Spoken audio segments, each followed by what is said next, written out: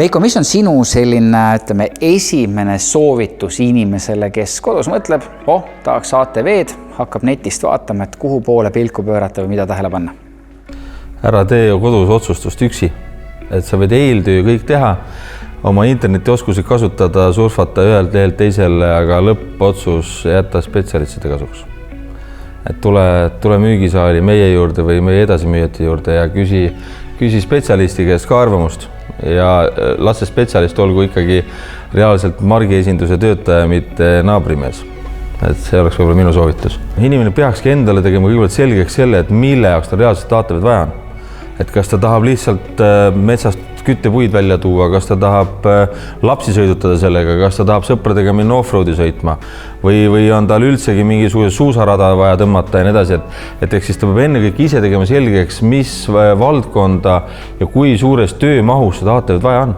Vastavalt sellele saame meie juba ka teha siis soovitused nii kubatuuri võimsuse kui ka igasuguse lisavarustuse näol. Et kui inimene tuleb ostma endale töövahendid, siis ta peab teadma ju tegelikult, kas see konkreetne masin on talle töövahendiks sobilik, aga kui ta seda ise internetis selgeks ei saa teha, siis võibki tekkida kahjuks see koht, kus ta teeb internetist ostu või piisava eeltöö näol võib-olla vale otsuse. Et selle jaoks oleme ikkagi jätkuvalt meie, kes selle otsuse aitaks tal teha. Kas see on linnalegend või vastab osaliselt ka tõele, et 500 on siuke väike laste mänguasi ja 1000, see on ikka korralik tööriist? No eks offroadi mehed ütlevad kindlasti, et 500-sega ära metsa kaasa tule, et sa võid meil varustuskasti ja neid vedada end järel, et meiega sa nagu siis tempot ei suuda hoida, aga tegelikult see on täiesti vale arvamus. 500 mudel CF-i valikus on läbi aastate, läbi mudelite lõike olnud enim müüdud ATV. Suudab lund lükata, suudab haagist vedada, suudab ka lõbusõitu pakkuda. Ja tegelikult ütleme nii, et kui rooli ja või nii-öelda siis juhtraua ja istme vahel tihend on piisav ja pädev, siis suudab ka tegelikult tonnist suurte masinatega metsas sammu pidada, sest paljuski on ikkagi sõiduoskustes ja nippides asi kinni, et ega see suur mootor ja raske masin võivad pigem osades olukordades nagu kahjuks olla, kui mitte kasuks. Aga kui 500 teeb töö ilusasti ära, siis mille jaoks ja kellele on mõeldud 1000?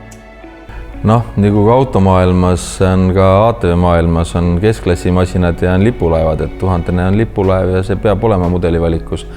Ja mis sa salatega, selles mõttes me kõik võib-olla ühel hetkel tahame S-klassi Mersuga sõita, et miks mitte siis sõita 1000 CF-iga. Või naabrimeest paremad olla? Või on ka tegelikult täna on see kibestunud eestlase teema, et kui sul on endal 850 ATV, siis naabrimees soetab endale tonnise.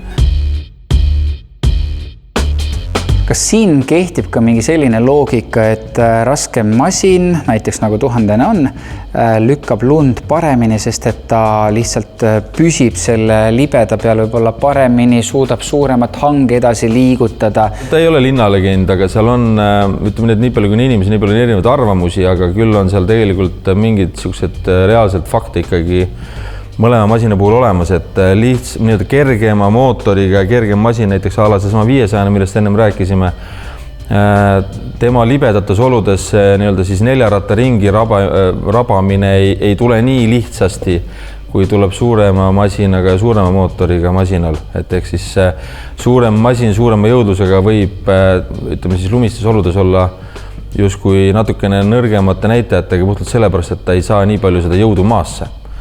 Et 500 saab oma jõu paremini maasse, aga need on ka jälle muutuvad olukorrad, et ega sellest maapinnast sõltub päris paljustki, aga jaa, see väide ei ole tegelikult vale, et 500 või samas mahus kubatuuriga masin võib lund lükata isegi paremini kui see suur 850 või 1000 masin. Et alati ei ole suur võimsus nagu parim näitaja.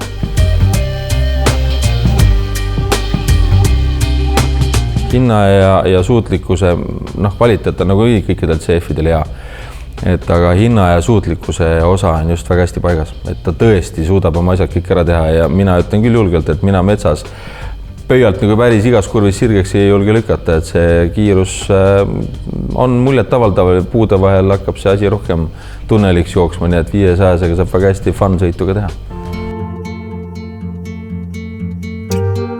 Oleme ausad, kui sul ongi müügiportaal ees, kus sul on 2 aastat vana 1000 ja müüakse mingil seletamatul põhjusel jube hea hinnaga ja vaatad, et müügisaalis saaks 500 või 600 ATV saaks ainult võib-olla 1000 või 2000 eurot kallimalt, on ju, et võib-olla lähebki inimene seda nagu natukene vanemat masinat ostma, aga suuremat kubatuuri ostma, aga siinkohal ta nagu võib-olla ei anna endale päris aru selle osas, et mis selle masina eelneva ajalugu on.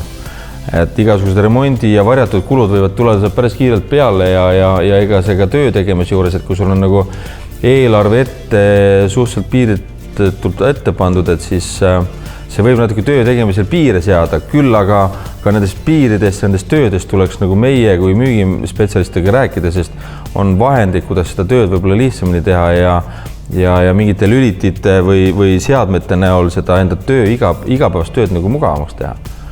Et kas või lumesahkade erinevus, millest meil eelmine kord oli juttu, et need on nii palju erinevaid variante, et saad õige asi välja valida, seda ise nagu interneti teel raske teha. Samamoodi siis igasugused lülitite lahendused, et need lülitid asetseks sulle siin käepäraselt, et need käepidemed läheks soojaks ja nii edasi, et neid kõik asju ise ju inimene ei tea täpselt. Ja seda saab internetis selgeks teha, aga noh, ma ei tea, kas seda kõike nagu peaks päris ise nagu studeerima. Tänaseks on lumi maas, kas teil on veel ATV-sid ja lumesahkasid? On, leiame. Paneme kokku, pakendites on nad täitsa olemas, paneme kokku kliendi jaoks, kliendi soovide järgi vastava lisavarustusega ja saab minna rõõmsalt oma tänavaid või maja siis lumest koristama ja lõbusõitu tegema.